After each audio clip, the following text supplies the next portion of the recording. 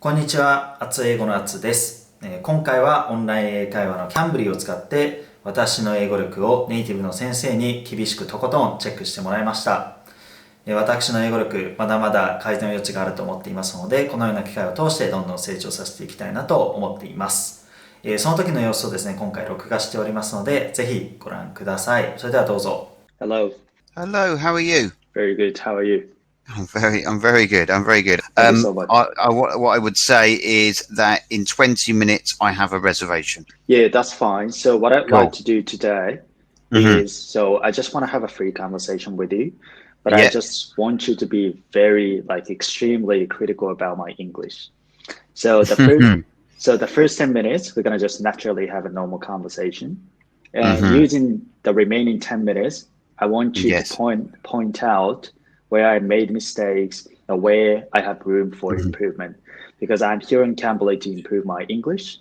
So unless Sure. I get something out of it, it just becomes just a normal conversation. So it would be awesome if you could look at it from any perspective, Sure. pronunciation, grammar, vocabulary. Yeah, let me quickly get a page ready. Okay, cool. Okay, whenever you're ready. All right, so Okay. yeah, let's just have a chat. All right, Okay. so just to give you a bit of my background. So I'm Atsu. I was born and raised in Japan, and I made a move to Australia about 7 years ago as a student, and then started my career as a public accountant 5 years ago, and worked for the firm called Deloitte. And then I was there in audit. I was an auditor, so I was in charge of examination of financial statements of all different types of clients. And then I just made a move back to my home country, Japan. So I'm now based in Tokyo. And how are you finding the transition from coming back? What do you find? You've been away, now you've come back. What do you find difficult or interesting that you've noticed about when you've come back? I lived in Japan for about 22 years, and then I lived in Australia for 7 years, and I came back, right? And well, I'm completely used to this culture and the way people think about things, but I had never worked in Japan. So the way they do business is a little bit different from the way I used to do my biz in Australia in many ways. So for example, the definition of a word they use in the business context is a little bit different. So for example, deadline, the word deadline. So there is of course, a Japanese word for deadline. And when I was in Australia, deadline was actually not a deadline. It was just a milestone. It was sort of a reference point. So even if we cross the deadline, we are not actually dead. I've crossed the deadline so many times working in Australia, and I didn't become the butt of criticism. It was okay. I mean, well, given that there is so much uncertainty surrounding the deadline always, right? When something unexpected happens and people actually allow you to cross the deadline. Well, actually, the deadline is postponed.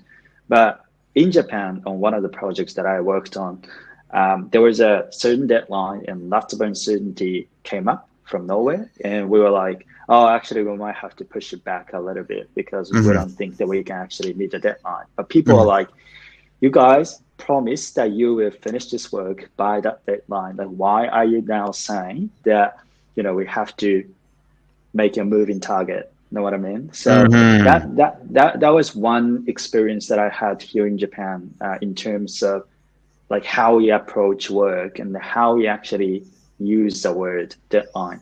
Well, interestingly, the other day I was having a chat with a Japanese English translator. So she often attends international conference where she has to switch on and off, Japanese and English. And when she translates some words into Japanese, if you do it word for word, actually the nuance changes a lot. It may actually depend upon a country, but so for example, if you say, okay, we can definitely do that, then how definite is it? So that's a question, right? So if you translate it into Japanese, then the Japanese person who actually listened to the translation, he might think that it's almost 100% because it's a definite, right? Yes. But it depends. It almost depends. It's your definition of definitely. Exactly, right? Yeah, and it can move and shift depending on which culture that you're in. Correct. So I think in the Japanese work environment, you wouldn't say definite if you are actually certain that it will be definite. Right? Yeah, sure. But I think in like a Western culture, it's more likely that people use definitely more casually, even if it's not definite, just like it comes out naturally, right? So that was very interesting. And I actually thought that, what a translator does is just, translating from A to B pretty much. And it's not that complicated. But actually, when you actually deep dive into it, right, you see like all those like intricate layers that you have to break through before you become a professional translator. I'm not trying to be a translator, but that was an interesting story. They say stuff like someone will say something and then there might not be the words. So then you have to kind of what you might paraphrase what they mean. You're not only having to switch between two languages, you're actually having to attach meaning when the words don't slightly add up. The other thing as well is, how can I put it? There's a strong sense of sarcasm. At university, we had French people. Me and my friends would be so rude to one another, but we were just being sarcastic. So I might say, if you don't turn that TV off, I'm going to shoot you, and that's just being stupid, but they would go, oh my God, like, oh, you're going to shoot him. It's like, no, I'm not going to shoot him. I'm just being sarcastic. I'm just telling him that he needs to turn that TV off because I've told him 5 times. Okay, so we've got, I think, 9 minutes left. Sure. So I think we can quickly wrap up, like going through. Sure.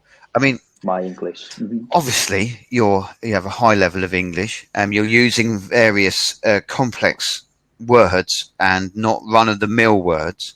I would say there are tiny pronunciation issues, which is what people get from all over the world. So stuff like culture, culture. It's a difficult word for Japanese people to say because of the U. It's the U sound. Culture. Okay, so it's so for Japanese people, it's U's, W's, and M's are the problems. There's other things like where did you put? So changing the word, you could have used literal. The word literal means one word for another. Literal. Yeah, literal. See, that's also a slightly tricky word for you to say. Literal. Okay, can I say that again then? Literal. Yeah, it's the R. It's the R at the end, which is a tricky one. Literal.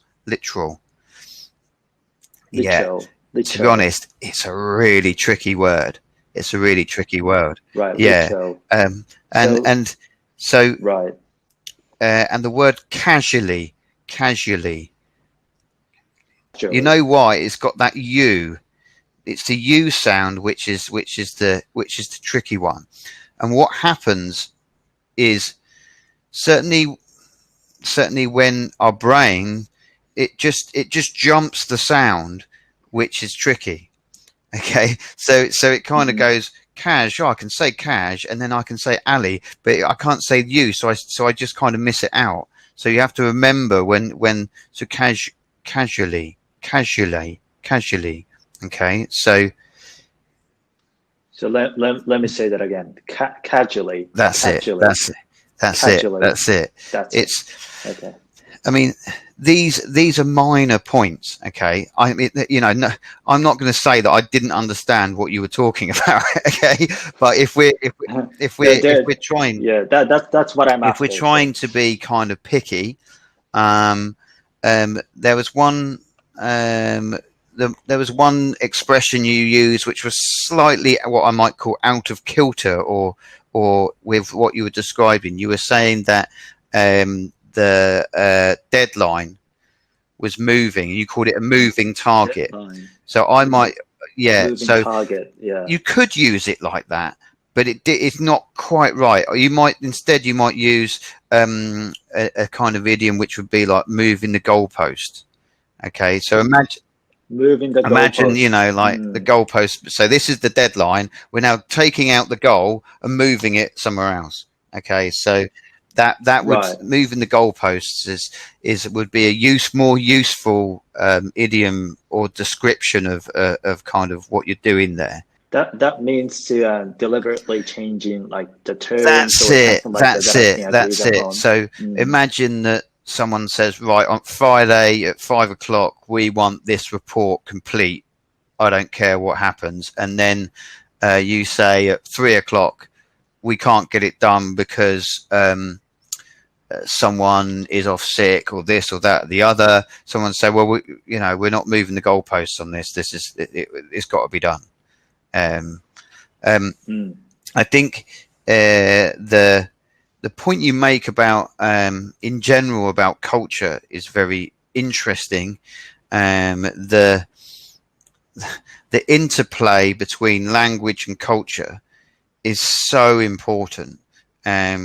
Without fully understanding how culture and language kind of plays off against each other and actually creates a reality, then you kind of how can I put it, not grasping the full significance of it. Okay, so what is acceptable to say in one culture is completely unacceptable to say in another. I thought that, to be honest, your English was excellent, and I've tried my best to find a few things to do, more to do with pronunciation. And I mean, maybe over time, like anything, you can always find more words in the English language to express yourself. It's like endless. Yep. It is endless. It is. So I spend some time with my friend who is a travel writer who has a PhD. And like he comes out with things, and I'm just like, what are you talking about? What does that mean? And he's like, oh, that's just another word for rich, or, you know. And I'm just like, why didn't you just say that? But, you know, he's expressing himself in a richer way. Okay, so there's always right. something to learn. There's always something to learn. So, yeah, that's what I like about it. No, and it was interesting and informative, which is always the best thing. No problem. Thank you so much. Okay, I think we're nearly done. Okay, lovely. I'll send you a message and schedule, and it was really good. Hopefully, I can speak to you again. Take care. Cheers. Bye. Thank you so much. I'll see you then. Bye.